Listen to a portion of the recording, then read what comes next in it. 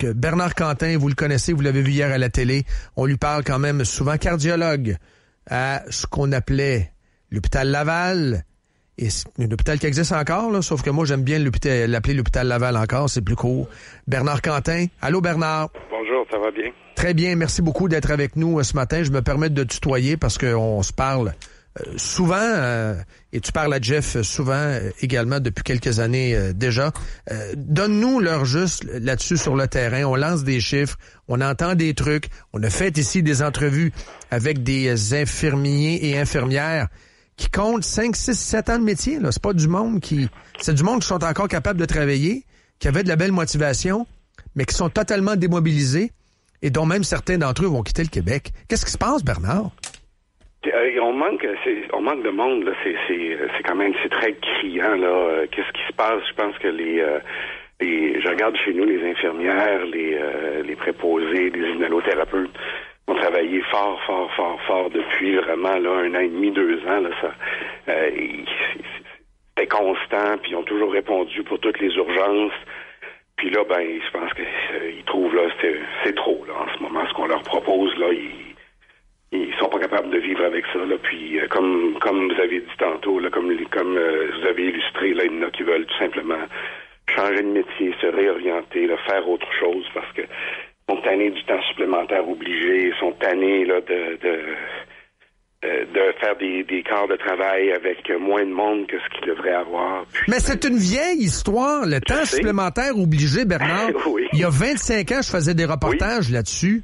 Oui. À TVA et à Radio-Canada. Oui. Ça fait des années que à l'hôpital, ils nous disent à un moment donné, vous en connaissez les infirmières, amenez-en, on va les engager. Mais ce que je comprends aussi, c'est qu'une fois qu'ils arrivent, il y a des règles syndicales qui font qu'ils ne peuvent pas leur donner des postes d'emblée.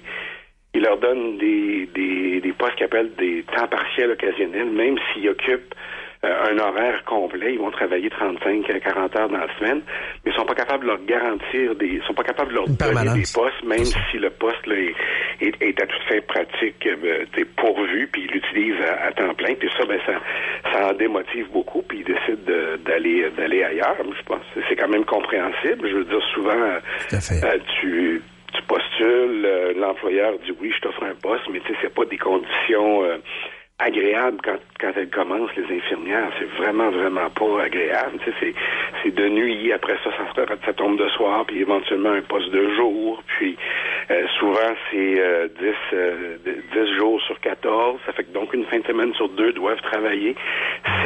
Ça prend toute une vocation.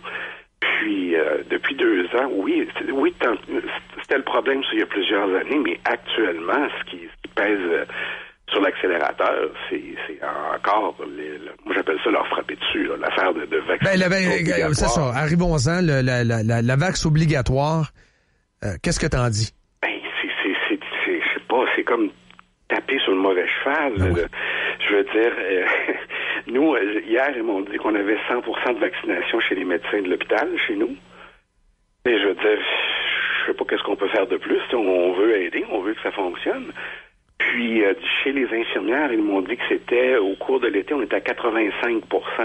On parle de double vaccinés, là, chez nous, là. As-tu peur d'en perdre? C'est clair qu'on va en perdre. Tu vas en perdre? C'est clair. T'en connais-tu qui vont en quitter?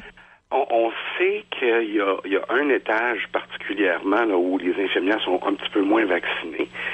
Puis, elles vont se faire suspendre. Je veux dire, l'hôpital est obligé d'appliquer les politiques. Là, puis, donc, ils vont être obligés de faire ça. Hier, il y avait des réunions pour savoir aussi comment ils allaient scanner les codes barres des accompagnateurs puis des visiteurs. Fait que le patient, il peut rentrer, pas de trouble, mais nous autres, on a beaucoup de patients de 70-80 ans qui viennent avec leur... pour 70, pas tellement, là, mais autour de 80, ça vient souvent avec leurs enfants. Fait que là, il va falloir scanner les enfants, il va falloir que les... puis tu sais, qu'est-ce qui va arriver, là? Là, ça va tout simplement rallonger le temps pour rentrer à l'hôpital, qui est déjà long. Quand on rentre à l'hôpital, il y a des infirmières qui sont assignées à poser des questions sur le COVID. Là. Ces filles-là sont pas sur les étages là, en ce moment. Là. Et ils vont rajouter du monde. En tout cas, je sais pas ce qui va arriver. Là. Qui a conseillé le gouvernement de faire ça? J'ai aucune idée. je peux dire que c'est pas moi. J'ai aucune idée qui les a conseillés.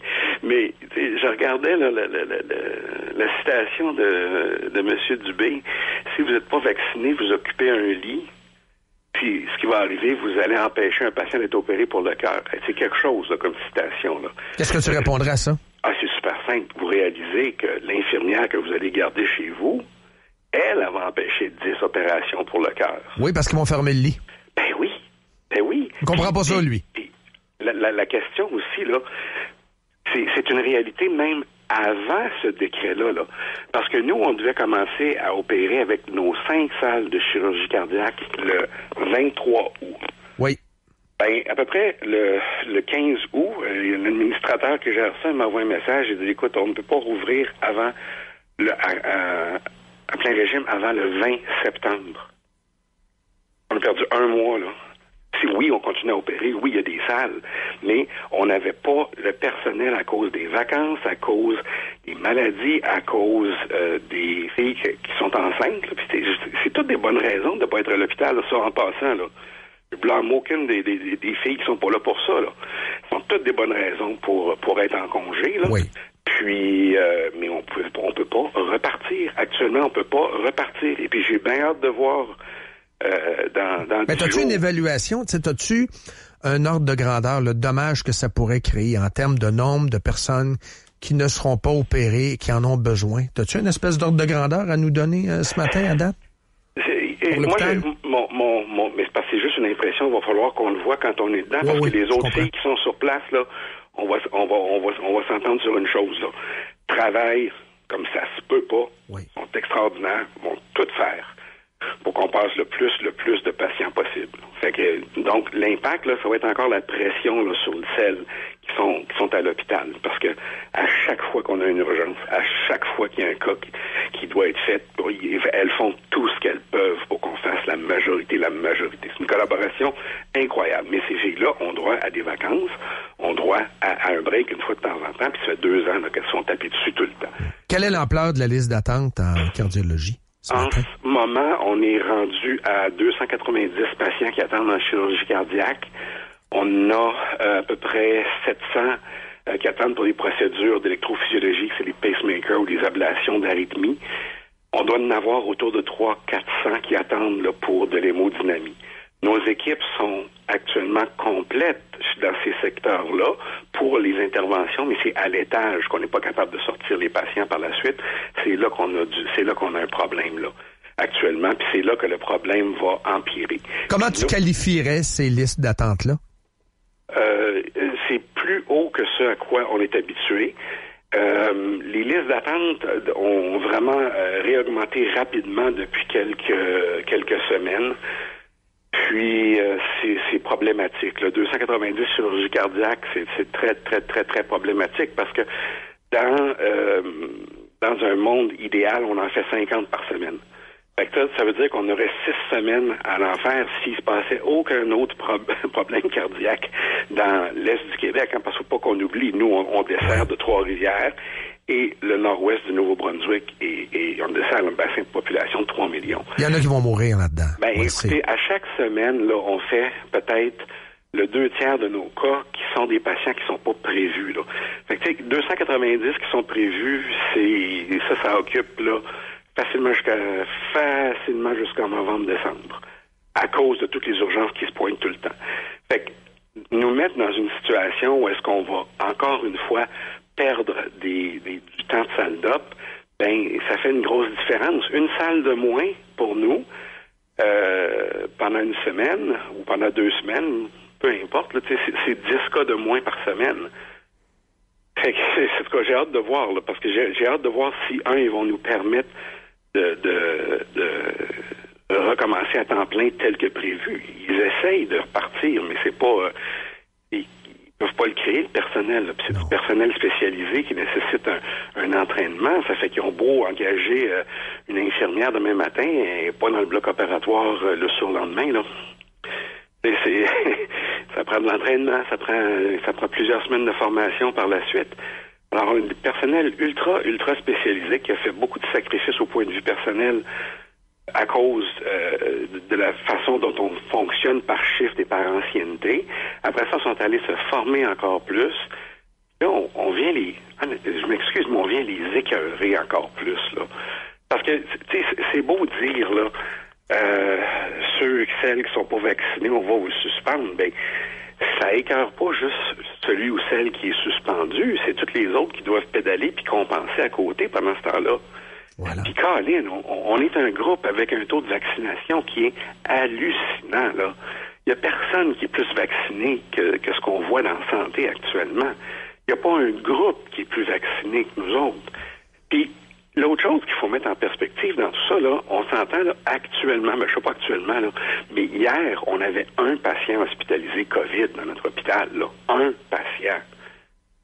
Oui, la transmission, tu sais, je comprends, mais la réalité, c'est qu'actuellement, depuis 2 semaines, il y a toujours entre 500 et 600 cas par jour, là. Ça, c'est toujours autour de ça. Oublions les journées de 300 et celles de 700, là, mais en réalité, on est toujours entre 500 et 600. Puis ça s'est pas traduit en quoi que ce soit dans notre hôpital. C'est fini. Fait qu'on est content pour tout le monde. Bon, c'est plate d'avoir un virus comme n'importe quel virus, mais au moins, tu sais... On veut tuer une mouche avec un canon. Ben, c'est ça, du coup. Mais moi, ce que je vois ça, c'est encore nous fesser dessus les gens de la santé. Je trouve ça triste. Les préposés, les infirmières chez nous, encore une fois, les inalos, puis les perfusionnistes travaillent à fond de train. Est-ce que les médecins passent pas mal tous comme toi? J'imagine. S'il y avait le droit de parler. Toi, tu prends le droit de parler en passant. Ouais, soulevons-le, là. Oui, c'est ça. Ben, en fait, hier, j'étais avec mon collègue qui est chef de la chirurgie, puis il pensait comme moi, lui aussi, puis notre chef de département, là, qui était là aussi, puis on est aussi d'avis, là, que ça n'a pas de sens de frapper encore sur le système. S'il y a quelqu'un du bureau de Dubé qui t'appelle pour dire « T'as donc bien pas été fin », qu'est-ce que tu vas y répondre? Je regarde des chiffres, je sais pas quoi vous dire. Moi, j'ai pas... Tu regardes la science, tu regardes des chiffres, tu regardes la réalité. Ben oui, c'est ça. C'est ça notre réalité sur le terrain. Et je sais pas, là, je trouve, encore une fois, c'est s'acharner sur un groupe qui est déjà extrêmement, extrêmement vacciné. Je suis pas un anti-vax, là, moi, là, tu sais. Voyons donc.